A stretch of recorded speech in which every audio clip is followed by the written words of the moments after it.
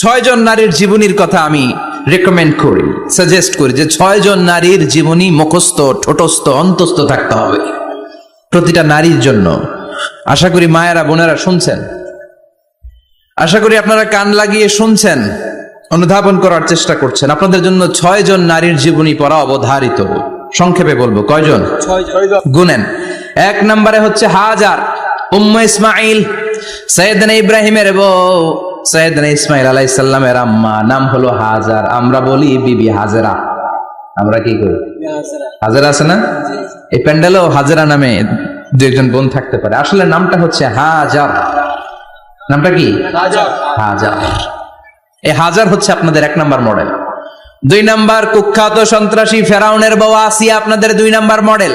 3 নম্বরে ঈসা আলাইহিস সালামের আম্মা মারিয়াম আলাইহিস সালাম আপনাদের মডেল।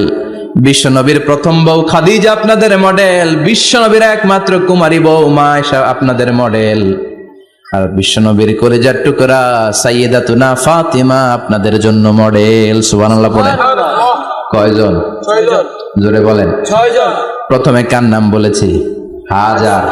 দ্বিতীয় আসিয়া। 3 নাম্বার মারিয়াম। 4 নাম্বার খাদিজা। 5 নম্বরে আয়েশা। 6 নম্বরে ফাতিমা। সুবহানাল্লাহ পড়ে। বিশ্বনবী বলেছেন কামুলা মিনার রিজালে কাসির, পুরুষদের মধ্যে কামেল পুরুষের অভাব নাই। ওয়ালাম ইয়াকমুল মিনান নিসা ইল্লা 4, নারীদের মধ্যে কামেল নারী হচ্ছে 4 জন। কয়জন? 4 জন।